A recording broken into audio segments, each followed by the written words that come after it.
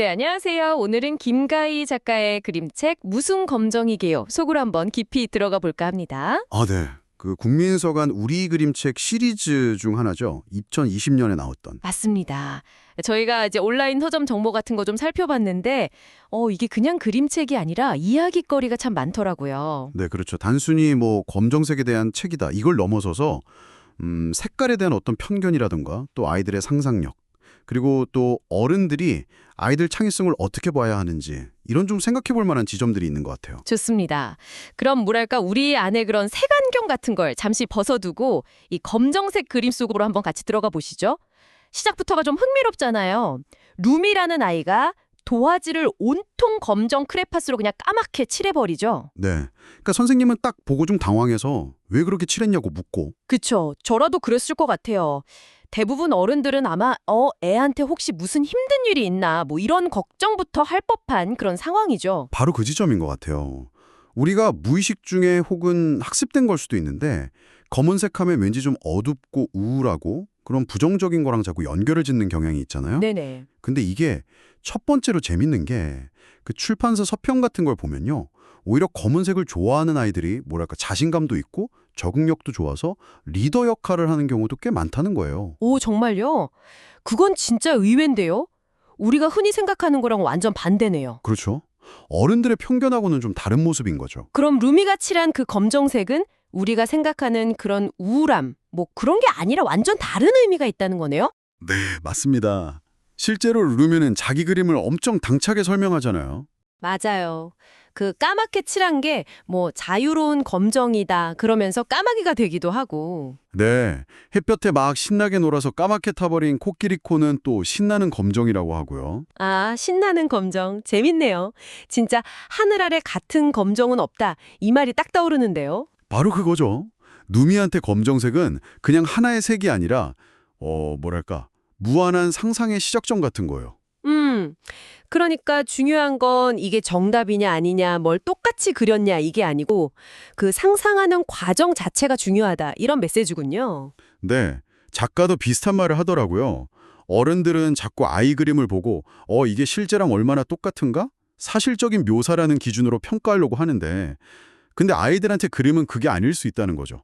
그냥 상상, 감정 이런 걸 담아내는 색하고 선 그 자체일 수 있다는 거. 아, 그래서 이 책이 도화지보다 더 큰 상상의 이야기를 좀 볼 수 있는 눈을 열어주면 좋겠다 이런 마음을 담았다고 해요. 듣고 보니 정말 그렇네요. 우리가 너무 어른의 잣대로만 보려고 했던 건 아닌가 싶기도 하고. 네, 요즘 뭐 인공지능 이야기 많이 하는데 결국 이런 창의력이나 상상력은 AI가 대체하기 어려운 부분이잖아요. 그런 중요성을 다시 한번 생각해 보게 되는 거죠. 맞아요.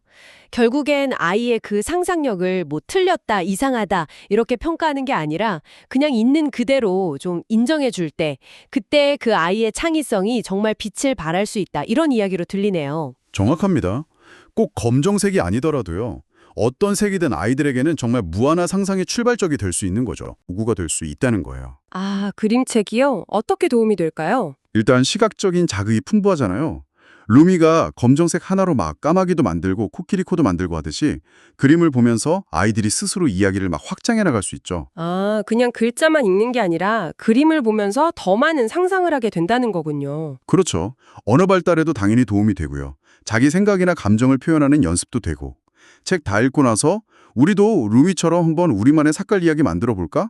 뭐 이런 독후 활동으로 자연스럽게 이어지면 더 좋고요. 창의력이 쑥쑥 크겠죠. 와, 정말 그렇겠네요. 단순히 책을 읽는 걸 넘어서 아이의 표현력이나 창의력을 키워주는 활동으로 연결될 수 있군요. 바로 그렇습니다. 그러니까 이 책은 단순히 검정색도 괜찮아 이 정도 메시지가 아니라 아이들의 그 독특하고 어찌 보면 좀 이상해 보일 수도 있는 그런 표현 방식이 있잖아요. 그걸 어른의 기준으로 틀렸다, 잘못됐다 이렇게 재단하지 말라는 거죠. 그 안에 담긴 아이만의 이야기, 그 무한한 상상력과 가능성을 발견하고 인정해주는 태도, 이게 얼마나 중요한지를 이야기하는 책이라고 볼 수 있습니다. 네, 정리가 되네요. 무슨 검정이게요는 어떻게 보면 아이들의 세계를 이해하는 어떤 새로운 관점, 새로운 렌즈를 제시하는 책이다. 아이들의 표현을 자꾸 어른의 기준으로만 해석하려고 하는 우리 안에 그런 색안경을 좀 깨닫게 해주고 그 너머에 더 풍부한 상상력을 보도록 이끌어주는 거죠. 네, 맞습니다. 당신이 아이들의 그 결과물 너머에 있는 그 아이들만의 고유한 시선과 이야기를 얼마나 귀 기울여 들어주고 있는지 한번 돌아보게 만드는 그런 책인 것 같아요. 자, 그럼 오늘 이야기를 마무리하면서 마지막으로 이런 질문을 한번 던져보고 싶습니다. 이게 비단 아이들의 그림 이야기에만 해당될까요? 어쩌면 우리 일상에서 만나는 수많은 사람이나 상황에 대해서도 우리는 자신도 모르게 어떤 색안경을 끼고 너무 쉽게 단정 짓고 있지는 않은지. 아, 의미심장한 질문이네요. 네, 그 표면 아래에 숨겨져 있을지도 모르는 우리가 예상치 못한 다채로운 검정, 그러니까 어떤 깊이나 새로운 가능성 같은 것들을 혹시 놓치고 있는 건 아닌지 한 번쯤 생각해 보시면 좋지 않을까 싶습니다.